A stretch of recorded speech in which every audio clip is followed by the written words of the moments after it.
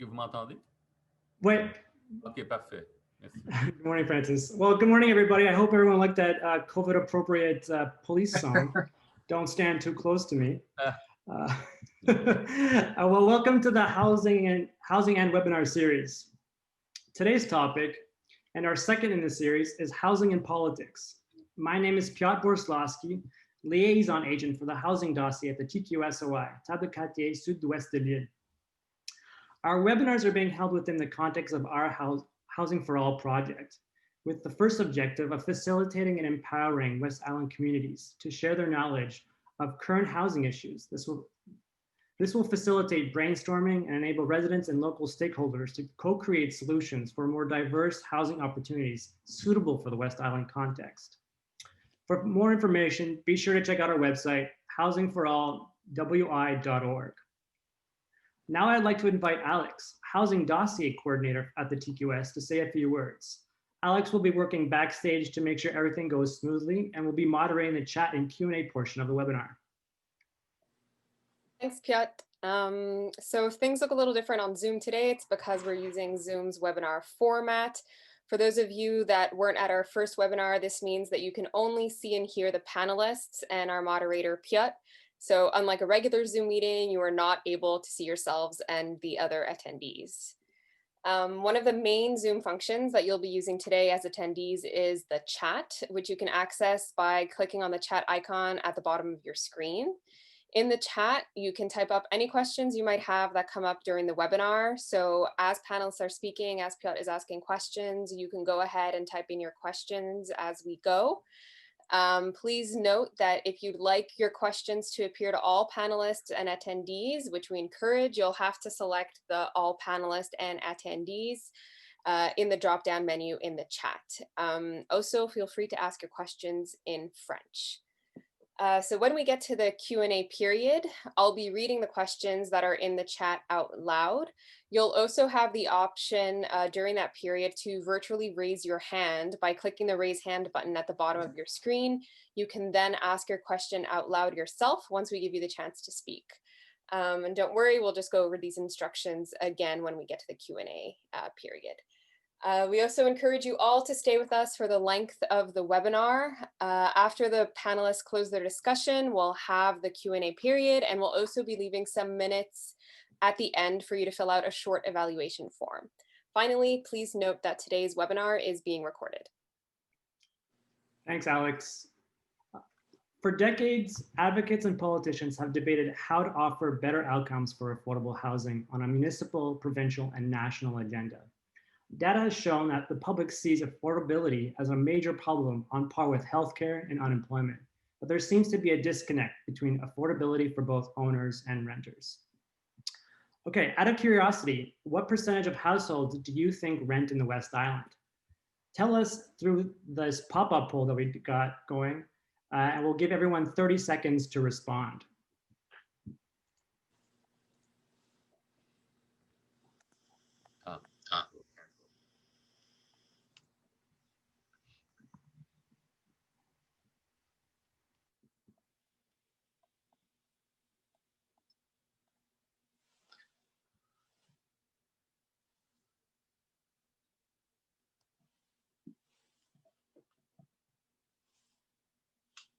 Oh, interesting. Okay, I'm going to show the results.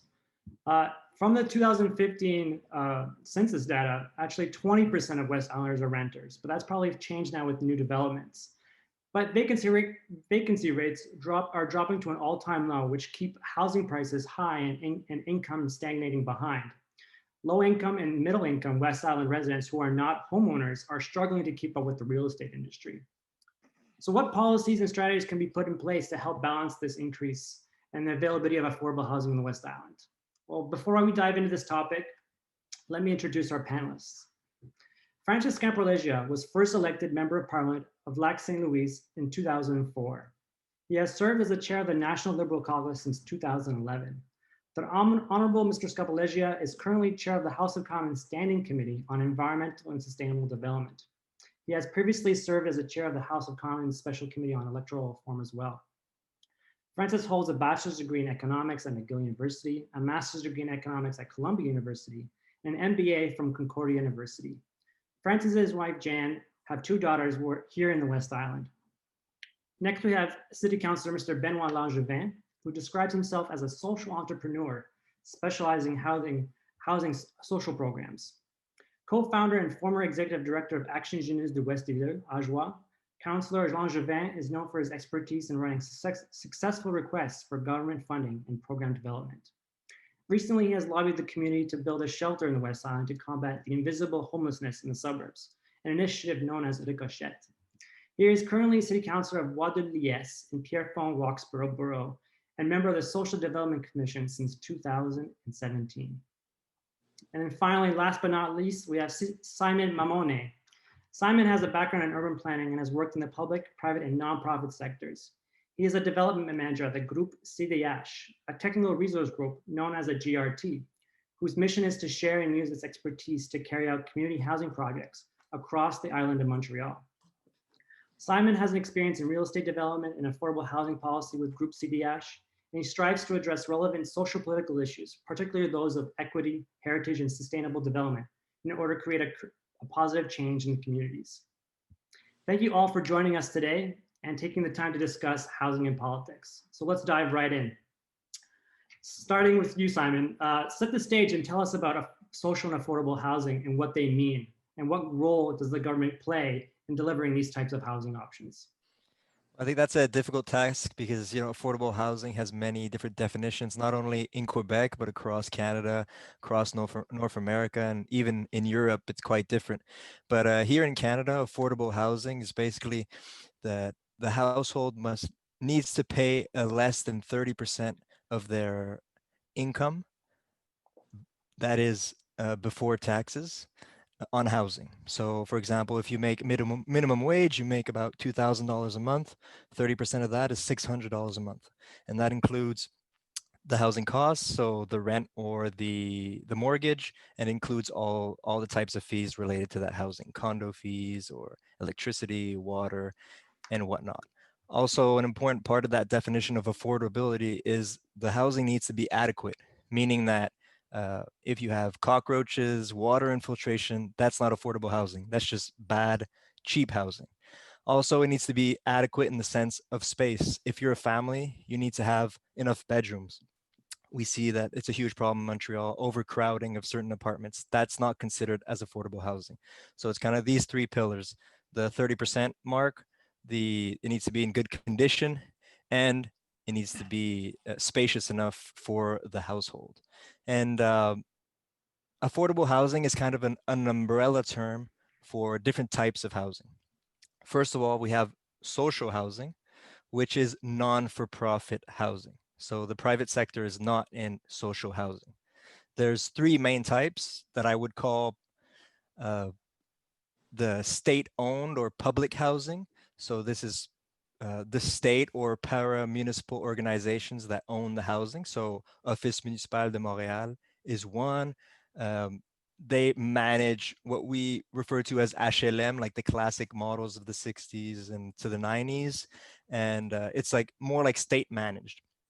And then we have non-for-profit housing and cooperatives. Non-for-profits housing, well, it's kind of in the name, but basically it's kind of like the traditional landlord relationship where you aren't involved in the management of your building, but you just pay rent and it's affordable rent. And then the other type is cooperative housing, where you're really implicated in the management of the building. So maintenance, you need to keep the books good, you meet with other tenants to manage the building. These 3 types of housing, so the social housing, is in Quebec financed by the program Accès. It's a great program. Basically, out of like nothing, you can create these multi-million-dollar buildings. But there's also co-investment that's offered by the CMHC, la SCHL. But co-investment is a bit better for the market housing, which is the second large category within the affordable housing umbrella. Market housing is basically there's buildings that were meant to rent. So apartment block buildings that are popular in the West Island are one example. The other type of housing is like single family housing, condos that can be rented to other people. And then finally, we have what in Canada is super part of our identity is affordable housing, but of ownership. So it is possible to provide ownership structures where you can pay 30% or less of your income and actually own a condo, own a home. So that's pretty much a good resume, that's, I think. Yeah. Thank you. That's actually very good. Yeah, you covered everything. But you mentioned the CMHC. Francis, can you give us an update and tell us what the CMHC and the Quebec government have agreed upon when it concerns like the federal national housing strategy? Yeah, sure. By way of background, in the 1990s, I mean, the federal government was involved in housing, building affordable housing in the 60s and 70s and 80s. But as I recollect, in the 90s, I guess in the era of major budget cutting, the federal government kind of left the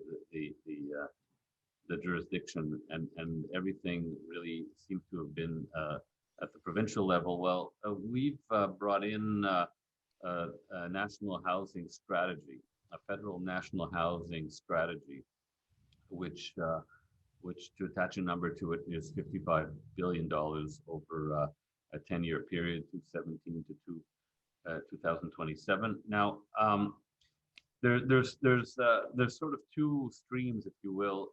On the one hand, as you mentioned, there is federal money that is being channeled to the Quebec government, and in fact, the agreement for that funding was signed only very recently on October 6th, and it's funding that covers a period from April 1st, 2018, so it'll be a bit retroactive, to March 31st, 2028. The federal government is contributing $1.84 billion to the provincial government in Quebec, and of course Quebec will be adding its own. I think it's adding the same amount, so that would make for a $3.7 billion investment over 10 years. And the federal government's contribution really has three components. One is $272 million for Quebec's priorities. So it's giving $272 million to Quebec, saying to the province, you spend on your priorities. And then there's $1.1 billion essentially to the Canada Community Housing Initiative to preserve and regenerate the stock of joint social housing. So that's where sometimes both the federal government and provincial government are implicated in a housing a development. And then there's $454 million for what's called the Canada Housing Benefit, which will provide direct assistance to individuals, who need, say, it could be, I believe, up to $2,500, depending, whereby individuals will have more money in their pockets to pay rent and other housing expenditures. So that's it in a nutshell. But there's a big component that is directly funded by the federal government to projects, and all of these programs go through CMHC. It's a complicated web of programs, but that's what my office is here for, to answer any questions and to do any follow-up and research to help people access those funds if they're eligible. Yeah, Francis, you've been in politics for as long as I've lived. You've been in... Well, not that long. But... No. Well, I guess maybe if you go back to my early volunteer. Tell me, what do you think has changed in the federal level when it comes to building housing? Like many of the co-ops that you're right, many of the co-ops and social housing you've seen in Montreal were actually built between 1946 and 1993. Mm-hmm. What has changed since then? What is the ideology behind all that? Well, I think this was a major part of our 2015 platform. We basically said we pulled out. The federal government pulled out of housing really in the 1990s, and we think this is an important area of national concern. and we committed to this national housing strategy. So I think the first thing to answer your question is we're back in the game. Okay. That's number one. And secondly, I think there's the focus. I mean, I don't remember the 80s and 70s in terms of housing policy, but my sense is that the federal government was involved in building social housing. And now the programs probably are of a greater variety. So you're looking at retrofits, shelters, new construction. Some of the CMHC programs are aimed at, they're basically all aimed at creating affordable housing, but some are aimed at working with nonprofit groups and other levels of government, like municipal government. And at least one program that I know of is really there to help for-profit developers. So, you know, I think the variety is greater. And there's another part that is kind of overlooked, which is that, you know, the federal government has surplus assets, surplus land. In fact, the hospital in Saint-Anne-de-Bellevue, you know, sort of, I wouldn't say it's surplus, but we transferred the hospital to the provincial government, and we transferred a whole lot of land around the hospital, and as a result, that will be used now for housing, which will be overseen, of course, by the city of Saint-Anne-de-Bellevue. So, but there are other, not so many. I don't know of many others in the West Island, but there are other properties around the country that the federal government doesn't need. So it's prepared to transfer these for $1 to groups that want to put these properties to good use for housing purposes. Benoit, how do you think this will trickle down, this national housing strategy with all the billions of dollars? How do you imagine it being spent? Or that question for me? Or oh, no, for Benoit, sorry, for Benoit. Yeah. What do you think of coming down to the municipal level? Well, my first impression, obviously, we all feel there's a lack. We know the issue. I mean, there's 28,000 people waiting for social housing right now as we speak at the OMHM. And it was like that 10 years ago when I started Ajoie as a street worker trying to find housing for a young person in the West Island, and I couldn't find anything, and I had to go outside and go downtown to get resources. So when I hear programs at the federal level, I'm like, okay, good. But I heard about it 3 years ago, campaigning, right? I think it's absolutely necessary. The only element or the downside is that we tend to think that when the money gets to Montreal, the project is already started to be projected, which is not. So ground zero is when Montreal allows a permit and construction to start. So before Montreal can emit the permit, well, it needs to know that there's financial backing to it. And there's been a long wait, I have to say, for this amazing historical announcement that the Liberals has just made, and I was really proud of it, really happy about it. But there's downsides to it too. And we can't just blame the federal government in all of this, because I mean, the fact that our parc locatif right now, our OMHM, is in dire need of renovation. A lot of that funding will not necessarily go to new housing. And we tend to think that we're going to go like the mayor, and I'm going to go political a bit on the H1 administration, starting their mandate saying they're going to build 12,000 social and affordable housing in 4 years, new units. Let's specify that they said new units, which they will never, ever accomplish. And they're so behind what they've promised because they didn't understand how complicated the housing file is. Because as we've started talking, I mean, there's so many different models of housing. And in my case, as a representative of the district of Bois-de-Liesse, I'm the most privileged of all other districts or demerged cities when it comes to social housing, having the co-op Cloverdale in my district. And so that co-op brought me aware of the need and the difficulties some of our families in the West Island had to just access to those. It became a rare thing. And so, yeah, I think it's a great announcement, and I'm happy that Quebec kind of doubled it but still, like you said, there is since 1994 not much that has been built because we are having trouble to maintain the amounts of programs there is, and there's so many different models that sometimes it's really easy to get lost in. So are we really answering the need?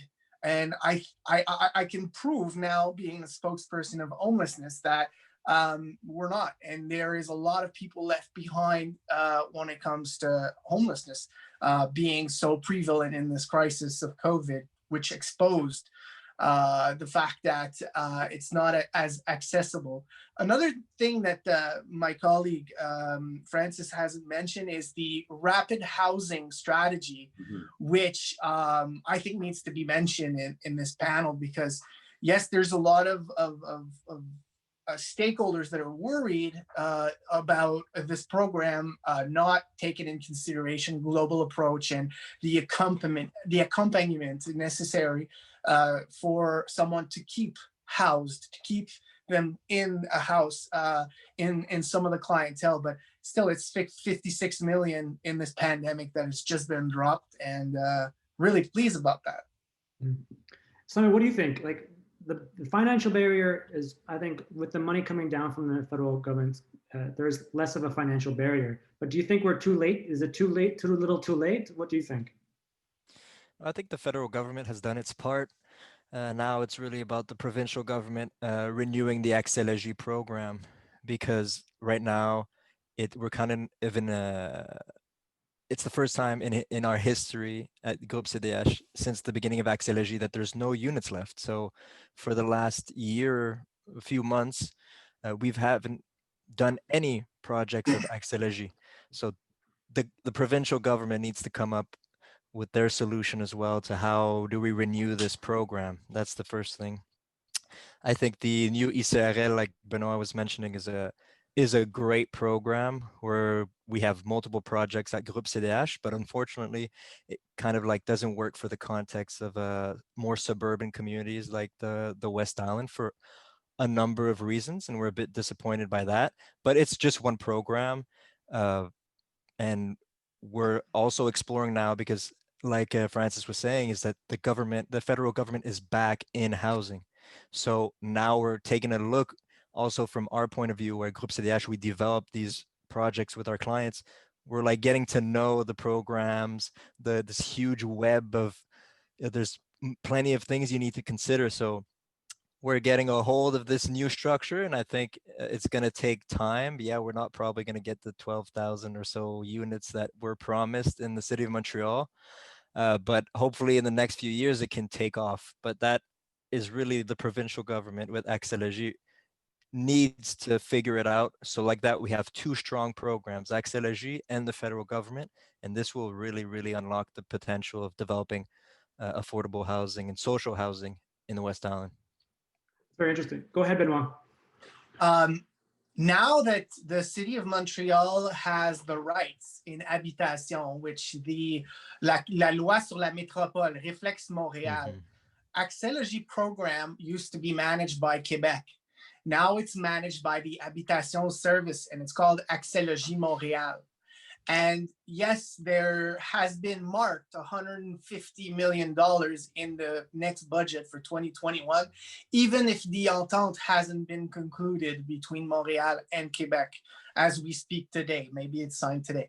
But my point is that we're still not spending the money that the federal government has announced, I'd say 3 years ago. And we're talking at City Hall about the emergency, and making, I want to say, weak comparison with the fact that because the 2020, the new mixed city program, will find an answer to the tents going all over Montreal. I think are weak arguments, and that needs to be called upon, because nothing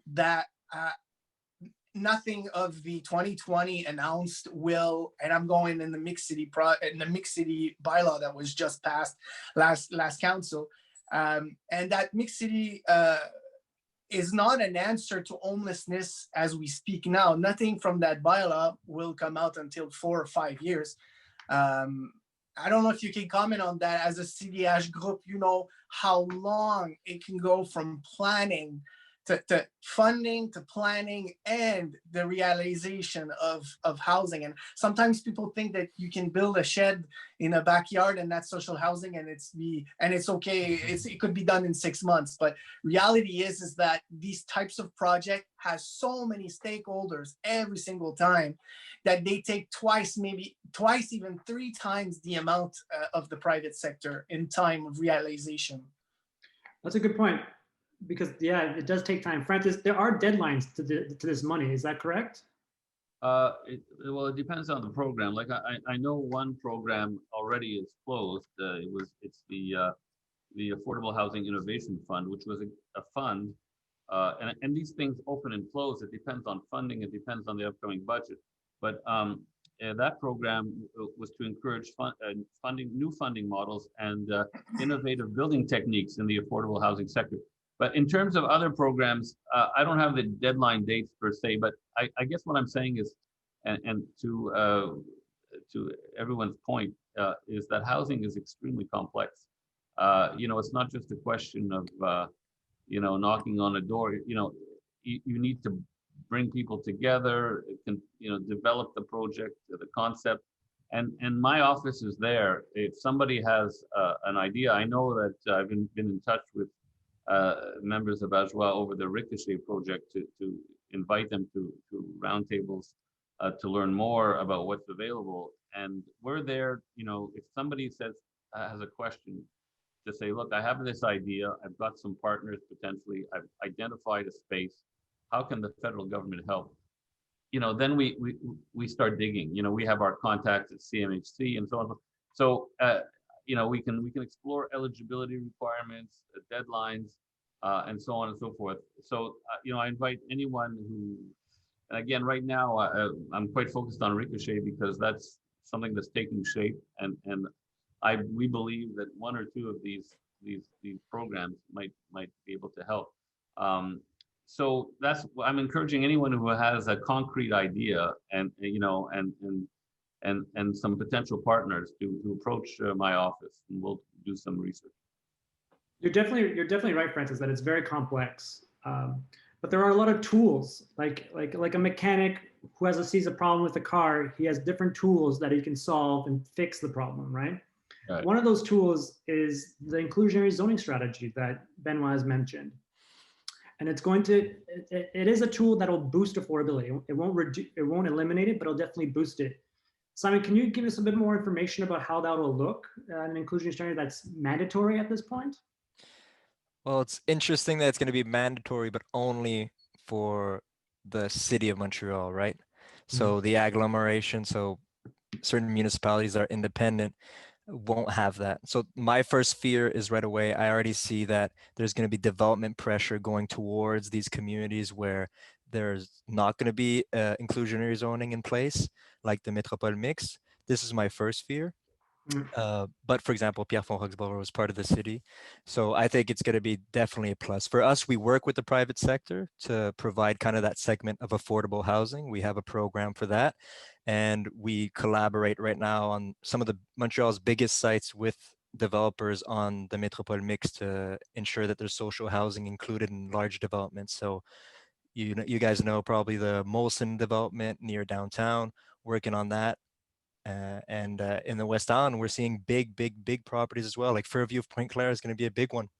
And right now there's no regulation in place to regulate the amount of social or affordable housing that's going to be there. So I think it's going to be for us personally, it's been a really good because developers want to talk to us to see how we can collaborate to provide a more diversity of housing, not just very expensive condos, but very like mixed communities. So that's interesting. That's what the new regulation has brought to us.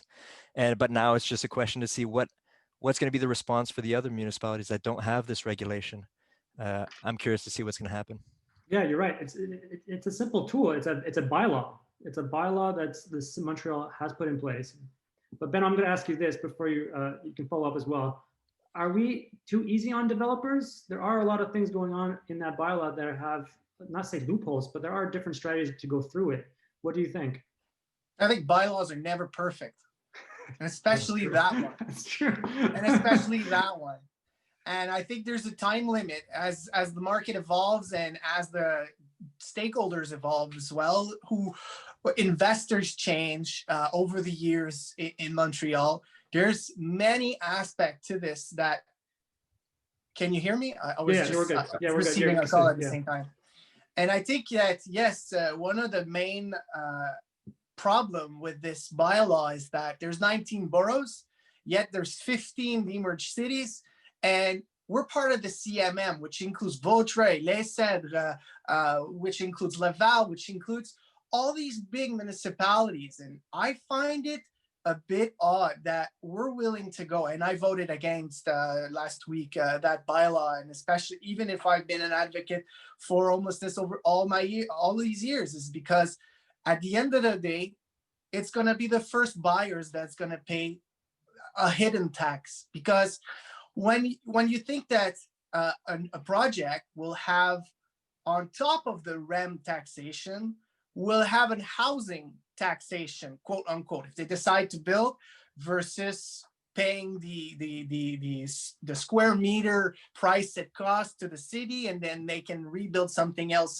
somewhere else. Bottom line is that I believe, not only did I believe, but I joined the party that gave all the rights of doing this bylaw to the city of Montreal with the Réflexe Montréal. And now we have the Plante administration arriving with a bylaw without all the other CMM players, which would include Kirkland, Pointe Claire. And so I find it sad that for a place like Pierrefonds-Roxboro, which, you know, it's a long banana and it's 1/3 of the island in distance. So when you think of geographically, the urbaning planning, obviously DDO will have an advantage over us when it comes to the REM station, for instance. So I'm kind of worried that at the end of the day, Montrealers in Montreal, well, the first people buying a house will have to pay more. And by having to pay more, it brings all the other elements around it more expensive. When you develop housing that is more expensive, well, around it, rent will go higher as well. So it has a ripple effect on the fact that when you have housing accessibility and rental housing, everything is connected. It becomes a market. And we can't think that Montreal is one element out of an economical, it's an ecosystem. And so that bylaw has been denounced by the OCPM, which is the OCPM is the body that does the public consultation that is independent, completely apolitical. And 2/3 of that bylaw has been criticized by them. And out of all the recommendation, nothing has been adapted. The major elements aren't there.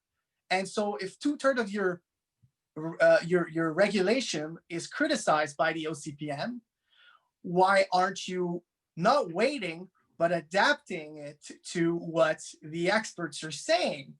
And also the fact that, as my colleague was saying from the City Ash, is that think about the fact that now they're calling, the private sector is calling groups to see how they can have more social housing. I think that it's a good thing. And I think that it's not a black or white thing, but right now, the way that bylaw is presented and the way, I think it's a draft. I think there needs to have improvement, because when you think of, let's say, the high rise, the more you want high rise, the more it's going to be expensive, or the percentage of affordable housing you're going to have to put will be higher. So how do you encourage hubs where there's concentration? We want to densify. Sure, we want to stop urban sprawl for the climate crisis that we've been talking about. You know, that bylaw makes it more interesting to go elsewhere than Montreal. So you have to really, really go deep in that bylaw to understand that it's supposed to make it more accessible for families, but yet it's a small percentage of families that will have access, and the ones that are going to pay for that small percentage of families that are going to have access to social housing is small families as well, in another bracket of the population, which is la classe moyenne. So you're telling the classe moyenne to pay for social housing, not the private investors, because at the end of the day, they're paying. Okay, Benoit, then what is an alternative to boost affordable housing? What do you think? To boost affordable housing, I think that this bylaw has to progress, and it has to progress with the private investors, with the investors. It cannot be just done and say that it does things without implicating all the major players. We're in a pandemic right now, and this bylaw arrives and it just adds another layer of taxation to the classe moyenne. It's not a good timing. So when you I can criticize, but to offer something more to this bylaw, I think the first thing is to have a mayor that's capable of convincing her colleagues at the CMM that they all need an inclusivity bylaw. The mayor keeps on saying, oh yeah, some of them are coming, but no one is really saying, well, yes, in Terrebonne, we're going to put an inclusivity bylaw that will not affect Montreal's market. We're not living in a bubble, and unfortunately, I think that as well as Demerge City needs one. I think that every single city should have an inclusivity bylaw because, and like we said earlier, it's just one tool, but all of them should have it because it should be done also with the investors that are presenting projects at any city. And it should be done in collaboration. It shouldn't be an imposed hidden taxation that at the end of the day becomes something that the classe moyenne has to pay. Simon, what do you think? Should we? So yeah, go ahead. So I was going to ask you, what do you think about? I was just going to say, maybe to add was what Benoit was saying, some of the things we like, because Groupe works like everywhere on the island. And at the municipal level, what's interesting is, I take an example in Montreal North, they have like in their zoning bylaw, they have specifically parking standards just for social housing. And then they define social housing. So the parking requirements are less. Or for example, certain uses are allowed for social housing. So in commercial areas, residential is allowed. Or for example, same thing, we can do the same thing with the height. So instead of a private developer going to 3, well, if Groupe CDH with a community group develops the site, then we can go up to 5. So you see where it creates this incentive where, I can buy a piece of land for like cheaper or the same price and be competitive against the private market, the condo builders. In this way, I can develop way faster, way cheaper, and it's a win-win situation where the landowner sells at a really good price and I get a good deal. Or the community gets a good deal. And there's plenty of other things as well. I think Francis also mentioned that the federal government is a big landowner. Well, municipalities are insane landowners, especially in the West Island where they have a lot of land. We've built a lot of civic centers that are super not densified. We build pools of 1-2 story high, arenas of 1-2 story highs, but libraries that are very low. Why don't cities sell the airspace on top of these buildings? We can definitely create big hubs this way for cheap ways, and municipalities can use that funding to develop infrastructure like pools, arenas, whatever, and at the same time provide housing for the community. This is something that's been more like happening in BC, but I think it hasn't been really proposed. Same things with schools. We have massive schools in the West Island that are not dense at all. We've seen here in Montreal, first example of housing on top of a school, which is really beneficial for children, for families, and also the commission scolaire that get to also get money from this development. So it's like finding these win-win situations for everyone, I think is key, and that can be done through zoning regulations. Well, definitely, you're definitely right. Sorry, just briefly. Go ahead, Francis. Yeah. That generates the kinds of partnerships that are required in a lot of these programs, MHP programs. But we have to talk about the elephant in the room, the REM stations that are going across the West Island. These are big projects proposed by big developers. We're talking billion-dollar companies. Cadillac Riverview isn't a local developer. It's a multinational developer. We have North American Group in Dorval. That's a multinational group as well. Devimco. Francis, if you were going to give mayors one piece of advice on dealing with big corporations, what would you do? What would you give them in the sense that should they be afraid of them? Should they be, what advice would you give mayors? Well, you know, one of the things about housing is because of the bylaw aspect, and because a lot of housing has the involvement of municipalities, municipal politicians are really have a lot of depth on this issue. And I look at Benoit, and he reminds me of another member of our caucus from Toronto, Adam Vaughan, who's the parliamentary secretary for housing. He came out of the municipal ecosystem. He knows everything you need to know about housing, and he's a great resource, and I can call on him anytime. But so I think a lot of it has to do, it seems to me, a lot of it has to do with what you can do with bylaws without unduly expropriating. And we've seen groups use municipal rules and regulations to influence landowners. We saw it in Angel Woods. I mean, that was not, as they say in French, "C'était pas évident au départ."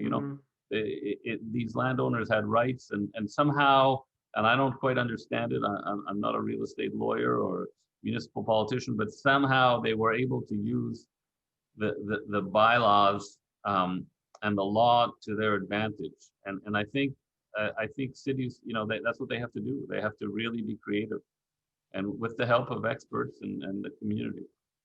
Okay, that leads me to my last question, because I'll start with you, Francis, because you have two daughters. So housing has been in the headlines it seems like every week.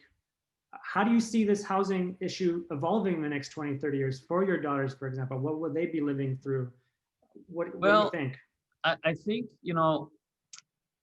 that's an interesting question. I've thought about this over the years. I think, and I think COVID somehow has an influence here, because, in some way we're learning to live with less, in a sense, just maybe we're going to be moving towards smaller units, townhouses and so on. And that we'll be satisfied with that, we're just going to be so happy that we have a safe space and so on. And I think also, as the population ages, it's going to be demanding or looking for that kind of housing. And there could be a shift going on with maybe the younger generations, where their goal is not to have as big a home with as much land. It's to live in a community, in a comfortable space, surrounded by services and cultural opportunities. So less and less, I think, people really want to drive downtown. And now I've heard many young people don't have cars, don't aspire to having a car. And to be honest with you, the roads are pretty, it's a pretty, I don't want to say dangerous place, but it's not like it was 50 years ago going through expensive. It's expensive, but also it's a challenge negotiating those roads, and now with all kinds of other vehicles on the road. And so I think a lot of people are saying, well, I don't need to drive downtown. We'll have the REM now. We can take good public transit, and so we don't need the car. Maybe we don't need as much parking space. Also, one thing that we're going to have to look at, and there's a discussion.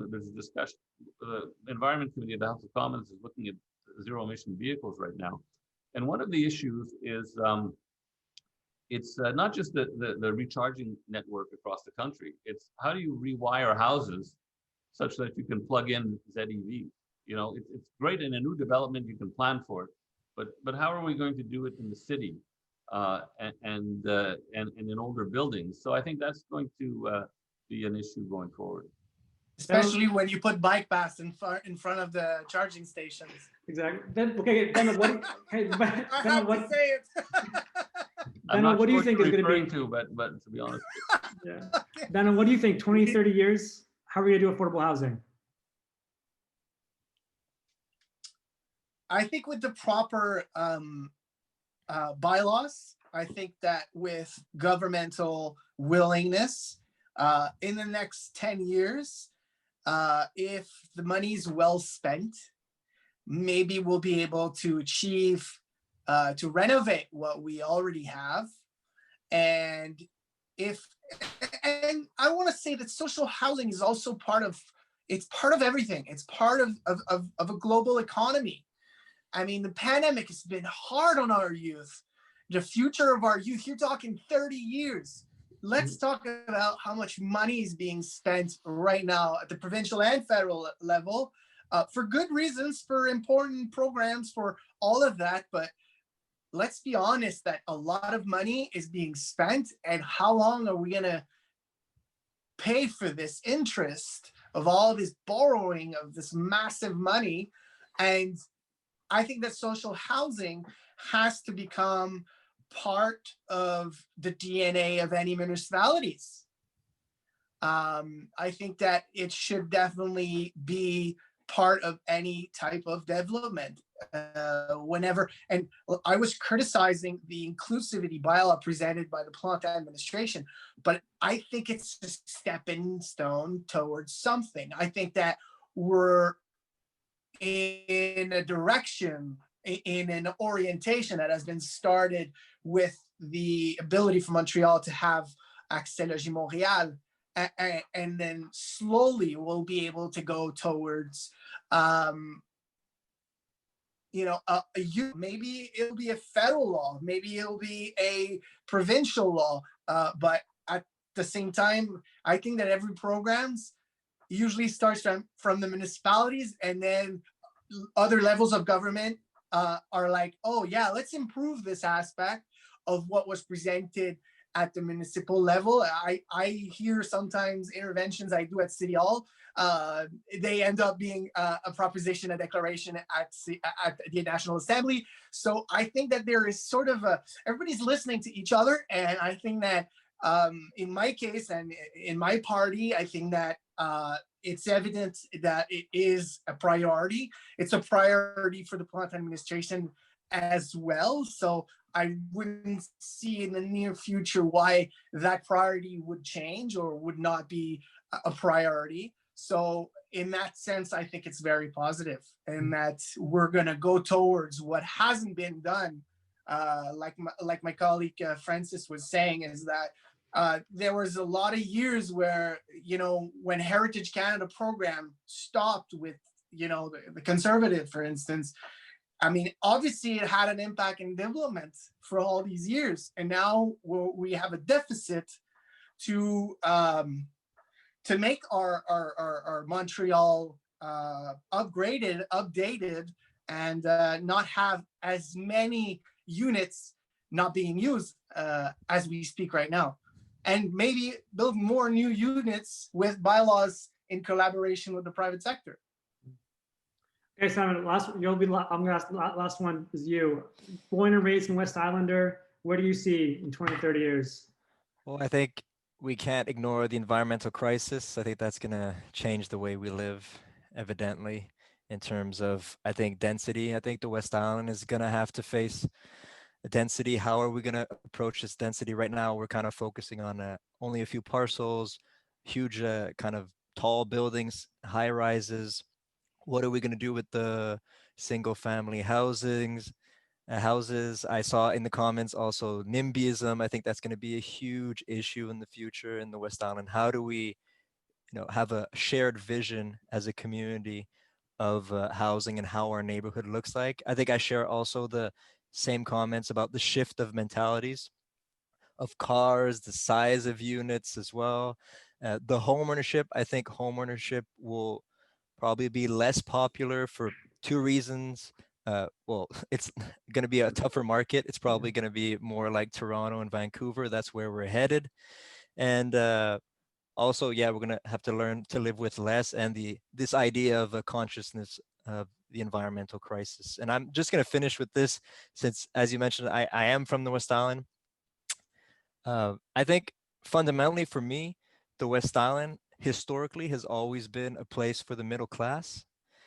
As we've seen post World War II, it was a home for cheap housing for veterans, for families. And I think where we're heading right now without the right actions, and I think these actions will happen. I'm not trying to be pessimistic, but I think the vision of where we're heading, if not actions are not taken, is we're going to see more like of a Westmount vibe where rich people live in the West Island, live in single family houses, and there's no space for the middle class. We've seen all my friends, I'm young, are going to Vaudreuil, Laval, South Shore, getting further away from their communities, their family members that still live in the West Island. And I can truly state that I will not be buying or living in the West Island because I can't afford it. So that's Don't the tell your, reality. don't tell your So, parents that.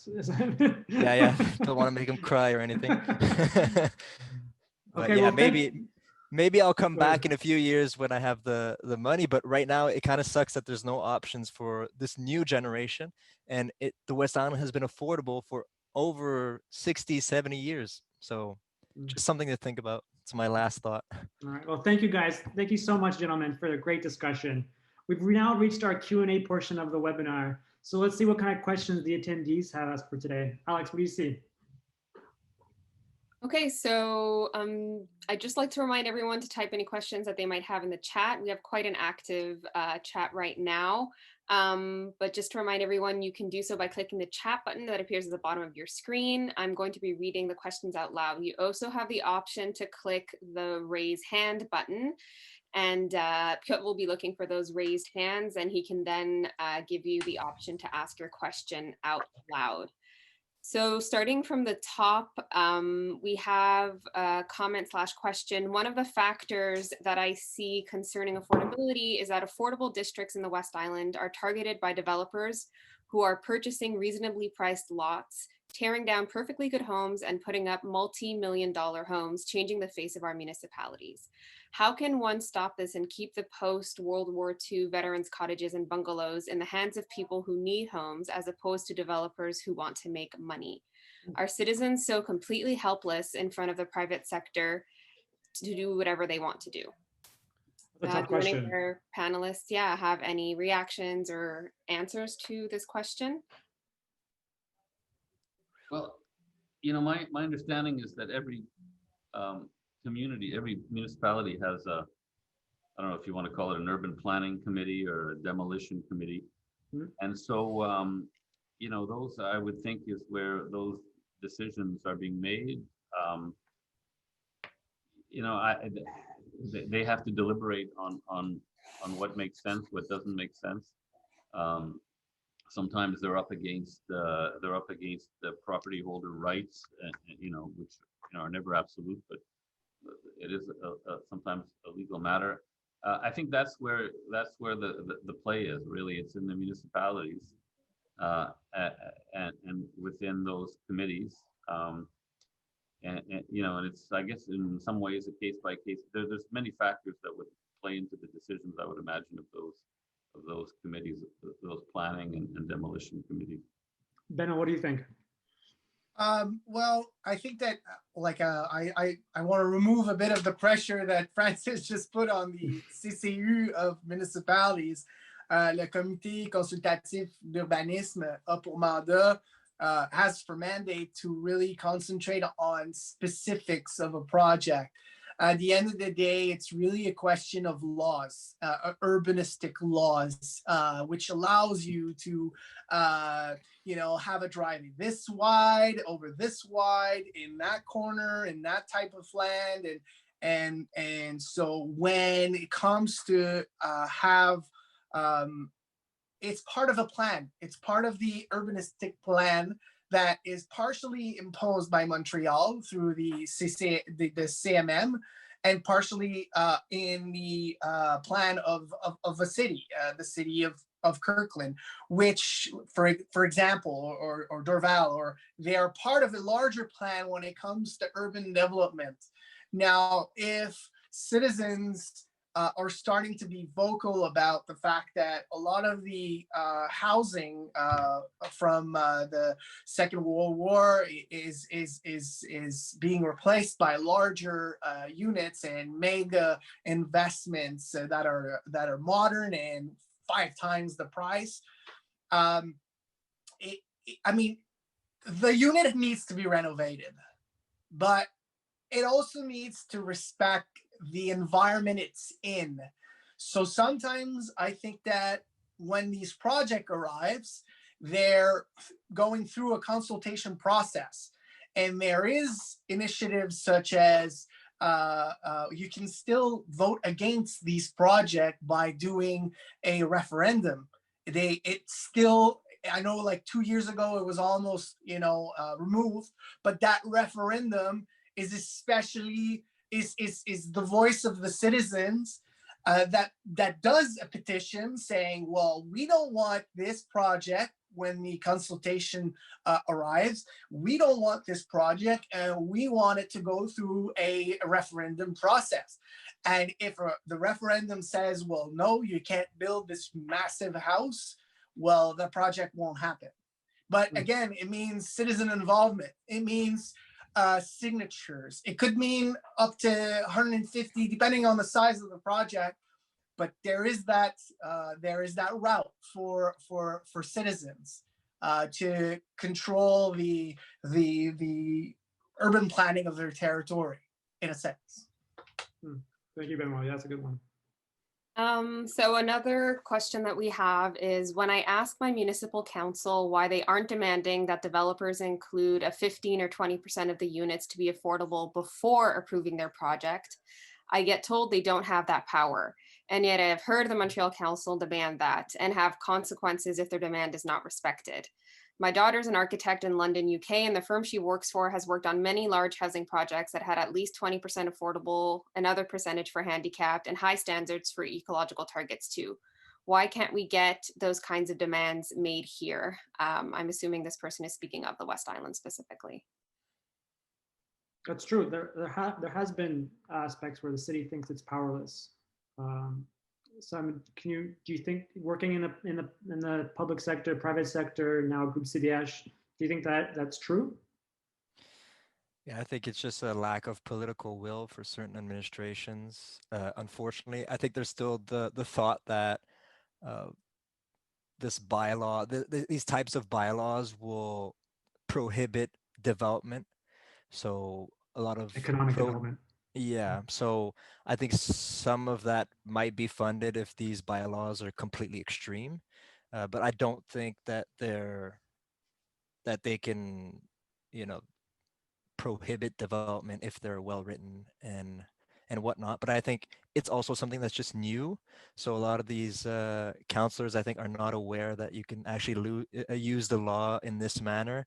And I mean, in terms of saying like it's completely new, like the Montreal bylaw is probably going to be one of the most progressive bylaws and most like intense bylaws in terms of what it demands, like in the world. It's going to be one of the most stricter regulation.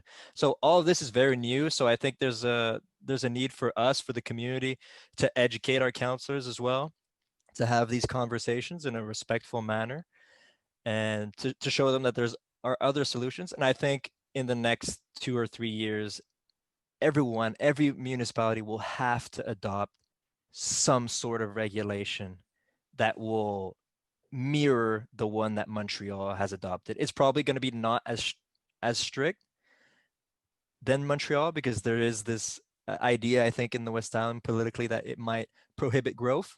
But I think we're going to get there somewhere. And I see in the comment section, Dorval is thinking about it. Pointe-Claire is thinking about it, I know, for certain sites, specific sites, Saint-Anne-de-Bellevue also. So we're heading in that direction, but it's our responsibility to really push that forward within council meetings and to try to educate not only councillors, but also the community. Benoit, go ahead. Yeah. Well, I think that yes, municipal governments can arrive with bylaws, and they can propose bylaws that make sense for them and that are part of the larger urbanistic planning at the CMM. Now, to go back to what my colleague was saying, inclusivity ruling was there before what was just announced. It's just that now it's just more progressive and more aggressive. Aggressive in the sense that it does not listen to the housing market representatives. It doesn't include the lobbies of the immobilier world of the city. And I think that's a mistake, to be honest, because they know that they can make profit out of building social housing. And I think this bylaw is a bit too aggressive for getting everybody to work together towards more social housing. I think that it is important to have a bylaw in your city, but it has to be cautious about competitivity. We're talking about the housing market at large when we're talking about social housing. And so when you think that some of the municipalities are afraid to have those bylaws, or it's a bit because it's not true that cities and boroughs are competing with each other. At the end of the day, tax foncière, I mean, the money to pay service comes from the new developments, and its revenue comes from it. So to be as aggressive as this, I think is a mistake. And I think that it's a step in the right direction, but I think it needs to bring all the stakeholders together, which it's not right now. I'd just like to add that the CMHC's rental construction financing program is built for what we're talking about, you know, where you get zoning in place, the permits are in place, you know, some of the units are more affordable, the project's energy efficient, you know, so they're building now programs around this vision, and I think that's a good thing. Okay. Thank you, gentlemen. So we have another question that goes back to something we discussed a little earlier on. The question is, why can't the West Island take advantage of the Rapid Housing Initiative? This is something I think that you mentioned, Simon. Do you think you could tell us a little bit more about why? Yeah, it's a program. You need to have all of the projects submitted before December 31st. And that's not for the 56 million for the city. The 56 million for the city funding is already gone. We've already submitted our projects.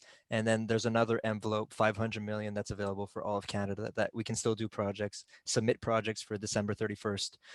The problem is that it's kind of funny because like we were saying, like Benoit was saying, usually it's like so long to get these projects done.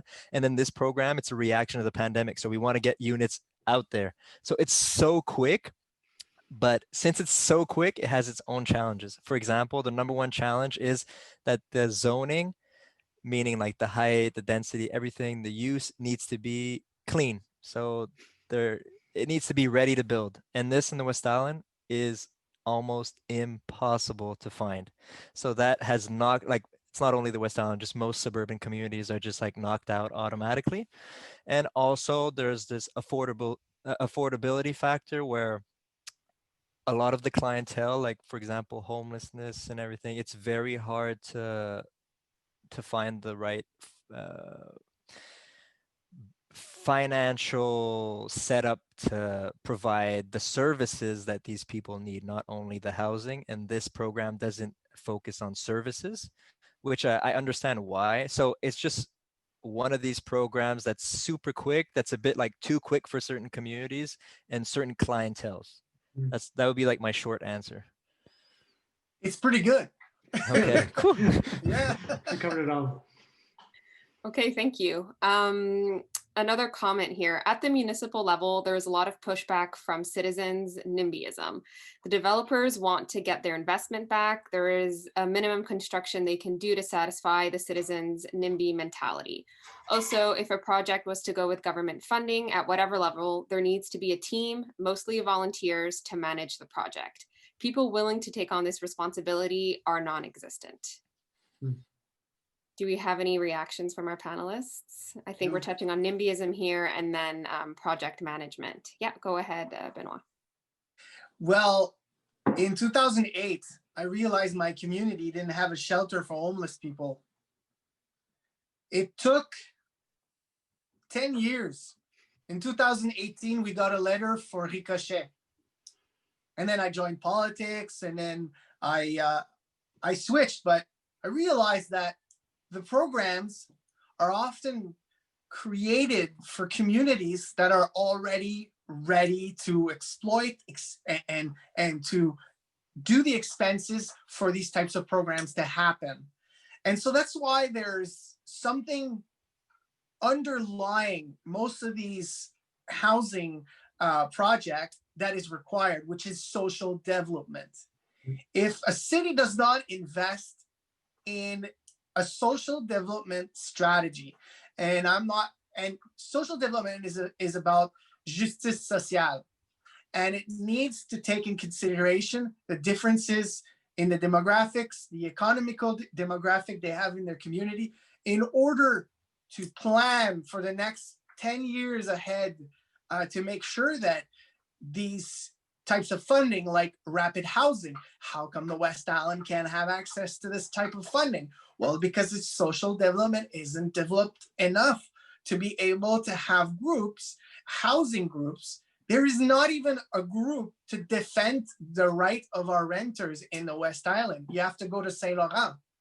So there's a lot of services that are required to acknowledge, to identify, to define, to do the research, to present to decision makers what is required, what is needed, and what is scientifically demonstrated as a need at the political level. I don't think it's a will or an unwill to develop more social housing. I think that it's a system that is built for certain communities, and sometimes I find that programs needs to have a better understanding of the reality of other communities to be able to have access to those funding. I've always said that the West Island has one community organization for 1,000 residents, and that everywhere else there's one for 5,000. But you need those people in order to be able, these warriors, to express the voice of the ones that don't have a voice. Elderly programs, soutien à domicile communautaire. There's so many resources that are lacking that would bring these projects forwards, and that would have the capacity, because we're talking about organizational capacity. It takes about 5 years for a program like Ricochet to see the day. So, and we're talking 16 units. So, I mean, if what is needed is 300, there's a lot of work to be done before talking about social housing, in my perspective. Yeah, I think I have to agree with. It's fascinating. When I work in other municipalities or boroughs, there's like this whole, I think it's more developed, this web of social organizations that Benoit is talking about. Like they have like for example, if it's like Kirkland, every month, all the community organizers would come together at the same table and would discuss specifically housing. We have that in every borough, everywhere else in Montreal, but I don't see it in the West Island. And I know there's committees here and there that are super important, but if we want to educate, fight NIMBYism, and educate just what is social housing and whatnot, we need these different organizations to start pushing our ideas forward. That's super important. And coming back to my other point, where we have no lots that are ready to be developed, that's a huge problem for NIMBYism, because I feel that in the context of the West Island, often we just don't adopt a huge plan, like a huge shared vision of what we want in certain neighborhoods. Rather, we just prefer treating every single project individually. So that creates like the opportunity for citizens to just re-question everything every time. And that's super hard for us and on our non-for-profits, because you can't just re-question everything every time. Can we just please once and for all agree on the height, on what type of quality the buildings you want to have, and then move forward with that vision? Because that's not what we have right now. And that's what adds to the timelines of these projects, why they take 2-3 years, because we have to often go back and forth in CCU and council, like for over a year, just discussing what we're going to build. And sometimes they're as small as 16 units, as Benoit said. It's so much work for not that many units. They're important, but it's a lot of work. A collective vision. That's what you're describing. Really. Yeah. So we have an interesting discussion in the chat. I'm going to try and summarize it a little bit, but essentially the discussion that's going on seems to revolve around new developments and how these new developments can take over forested areas or green spaces. And, you know, why do new developments go in this direction when there are either empty lots or other buildings that could be repurposed? So how do you find a balance between taking into consideration existing infrastructure and developing that towards affordable housing versus taking over green spaces and other areas that maybe should be protected?